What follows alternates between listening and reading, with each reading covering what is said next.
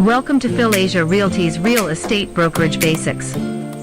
This is a training module under the Philasia Training Series. This training series is exclusive to Philasia Realty affiliates only. Thank you for spending your time with us. In this video, we will tackle the basics of real estate brokerage, such as why people go into brokerage sales even, or especially, during the pandemic. You will also know if you are qualified to earn from this. We will discuss the most common difficulties in brokering a property sale, and its consequent rewards, and why a lot of people focus on this. We will then discuss the general steps for you to start building your own brokerage listings, and be on your way to earn millions from this. Now on to our training proper.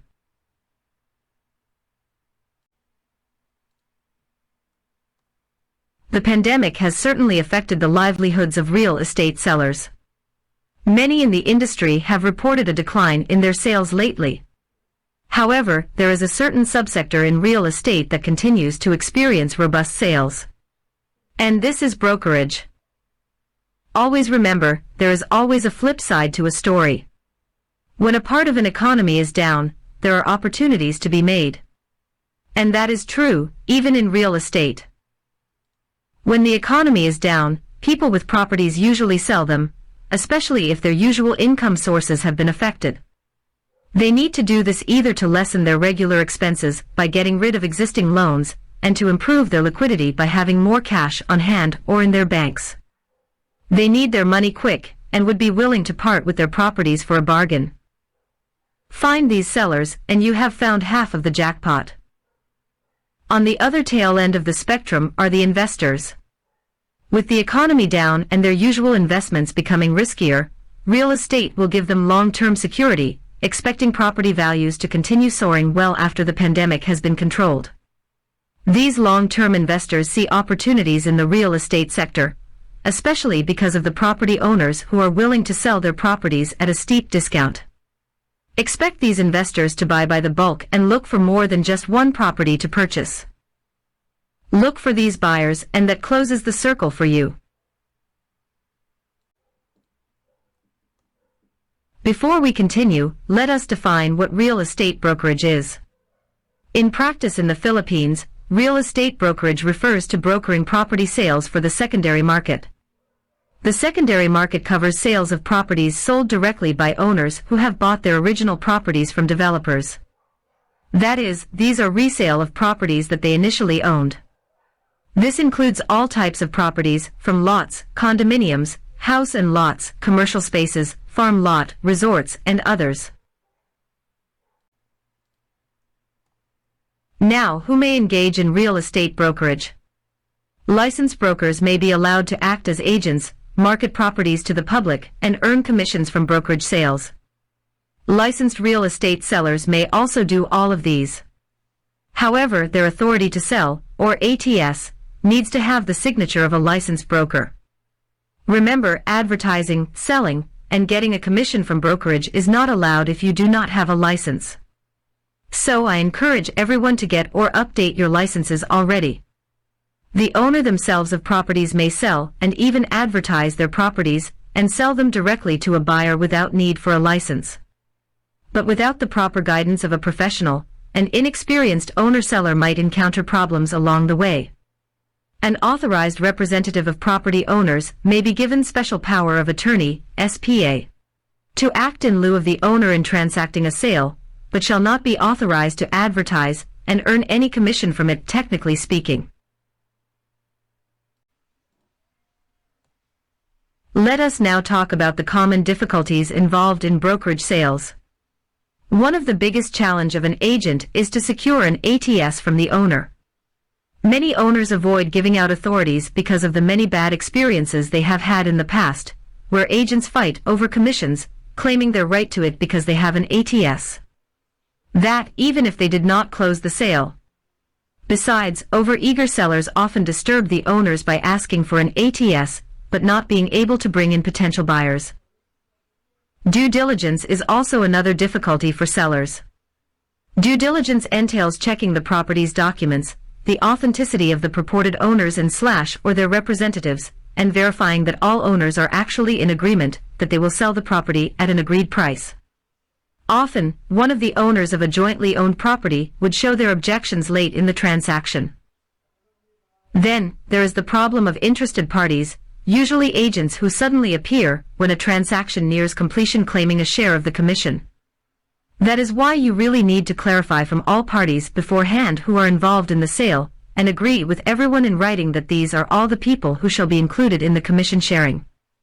By the way, the law disallows non-licensed persons to receive commissions from sales. Just do keep that in mind.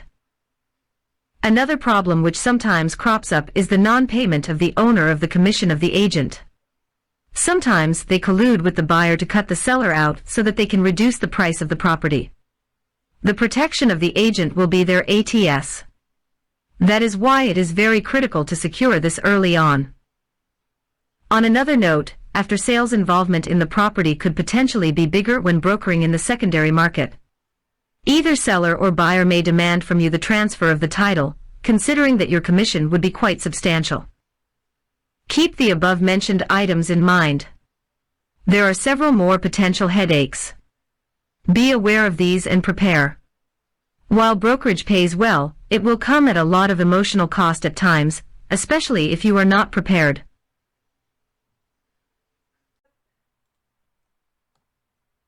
Despite the many challenges in brokerage sales, many have decided to focus their energies into this endeavor. One of the big reasons is that you can potentially get very big commissions, especially when brokering very large properties in the hectares. In some cases, just a single sale can possibly give you a lifetime of security. Secondly, the commissions are usually given outright. Unlike sales from developers where commissions are staggered across the length of the terms of a down payment, commission releases in brokerage sales are generally quicker and shorter in between. Lastly, there really are still so many sellers and buyers of the secondary market because of the steep discounts afforded by owners, which look very attractive to long-term investors. Keep a sharp eye on these opportunities and act on them swiftly. It might just change your life for the better sooner than you think. Your first critical step on your road to brokerage sales is to generate a listing of properties. Here are the tasks that you need to fulfill in order to come up with your listing, given in no particular order. First, you should verify that the purported owners you are dealing with are truly the ones listed in the certificate of title. If not, the person you are negotiating with needs to have an authority to engage with you in the form of a special power of attorney, an ATS, or any such document. Second, you will need to verify the property, its real location, its property line, its size and the condition of the lot and the structures within it. You should also verify the documents and see that everything is in proper order. Even if you shall have done all of the above, your efforts will really just be useless, unless you are able to secure a signed ATS from the owner. You may get a memorandum of agreement from someone who has an ATS, if you cannot get it yourself. But that is not a very good position to be in. Lastly, do not forget to register your listings with PhilAsia. If you fail to do so and someone else is able to submit an ATS before you do, that person will have ownership of the account, as far as PhilAsia is concerned, until the expiry of the ATS. Let us now discuss each of the items above in a little more detail. In verifying the owner or owners of a property, check that the persons you are talking to regarding the transaction is indeed the owner written in the title. If not, as mentioned, make sure that person has a special power of authority to act in lieu of the owner for the sale of the property. Check the SPA, ask for a copy, and study the limitation given to the said representative. The owner's representative might not have an SPA but an ATS. In that case, it is best that you have a memorandum of agreement, or MOA with that person, covering the scope of your involvement and your compensation for your efforts. Lastly, make any document, be it an ATS, SPA, or others have the signature of all the registered owners in the title. If one of them is not included in the documents, that person will have the legal right to question the authority at any time before, during, and even after the sale of the property. Verify the location and condition of the property. Make sure that you actually visit it. Your credibility with your buyer depends on your actual knowledge of the property. Do not allow any surprises that your buyer would discover before you do. Look for potential problems in the property like unauthorized structures and occupants, the situation of the neighborhood, including the comments of neighbors regarding the property and its owners and occupants. Examine the road leading to the property and its right-of-way. Notice the size of the road. Look at the condition of any existing structures there, water and electricity source. Be aware of any fire hazards, flooding, and other vulnerabilities. Keep an eye on anything that would devalue the property and examine the property line. Now, here are the most basic documents that you need to examine and get a copy of when dealing with brokered properties. First and foremost is the title. The title is the ultimate proof of ownership of a property. Not all properties have a title, but if one has a title, make sure you get a certified true copy from the Registry of Deeds or RD from the municipal office or city, as the case may be, where the property is located. You may also get a copy from the provincial RD for properties not located in Metro Cebu and its component cities. Getting a certified true copy of the document will ensure that you have the latest copy, because you will need to examine all the pages of the title to see if there are any annotations that may deter a potential buyer from proceeding with the transaction. The items to look out for would be encumbrances on cases filed against the ownership of the property, liens, mortgages and loans, and other such entries of consequence. Also get a copy of the tax declaration, which you can get from the city or municipal assessor's office. This document is important for the local government in determining one's annual real property tax. The technical description of the property in the tax deck should correspond to the title, if there is one. It is possible that a property with a title shall have been divided into several tax declarations. Just make sure that the title does correspond to it. Note that the tax deck is not the final proof of ownership of a property. It simply shows who is paying for its real property tax. You should also get a tax certificate from the municipal or city treasurer's office. This will show if the payments of the real property tax or RPT are updated. Another basic document is the sketch plan. This will show you the relative position of the lot, its shape, and its location. Note also any inconsistencies with the owners or known lots and neighbors. Make sure you have the right property. Then, there are other basic documents depending on the specific situation of the property you are examining. The SPA or Special Power of Attorney is the document that shows who the owner or owners of the property authorized to represent them in the inquiries or negotiations. Usually, SPAs are given by owners who are not present in the Philippines or the province. These are also given by several owners of a property who find it easier to assign a person to represent them instead of always convening all owners each time there is an inquiry or there are negotiations. An extrajudicial settlement is a document showing that the property at hand is already divided among heirs, especially in cases where the original owner or owners have already died. There are also court rulings, where applicable, showing how cases against a property has been decided on by courts, such as final ownership. Department of Agrarian Reform and Department of Agriculture certifications may be required for agricultural lots.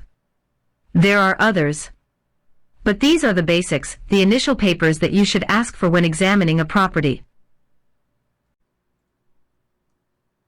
You may have all of the papers mentioned above, but it is all worthless if you cannot get assigned authority to sell from the owner. The ATS will give you the proper authority to advertise the property, get potential buyers, negotiate with them, and most importantly, get an agreed commission for the successful sale of a property. It is best that you get an ATS directly from the owner of the property, or a representative with the proper SPA stating his or her authority to issue an ATS. In many cases, you may talk only to someone with an ATS but not the owner. In that case, what you can secure is a Memorandum of Agreement, or MOA, with the holder of the ATS. This MOA should state the sharing scheme you will have with the ATS holder for a successful sale. Make sure that the ATS or MOA has a signature of a licensed broker, and not just of a licensed seller. This is to add security to your share of the commission later. Lastly, don't forget to register your ATS and MOA with PhilAsia through Jackie or Ninya. This will ensure your account ownership for the duration of the effectivity of the ATS. In case two persons in PhilAsia registered the same property, the one who was able to submit the listing first will be the recognized owner of the said property. This procedure is put in place so that we will lessen the incidence of PhilAsia affiliated sellers going directly to property owners and bypassing original ATS holders in PhilAsia, which will cause a lot of trouble.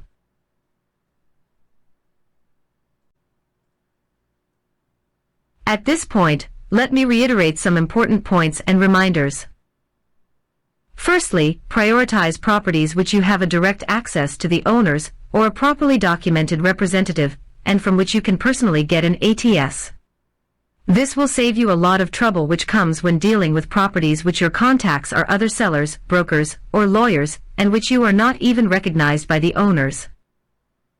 So avoid those with several agents involved, again, especially if you have not direct access to the owners or their proper representatives.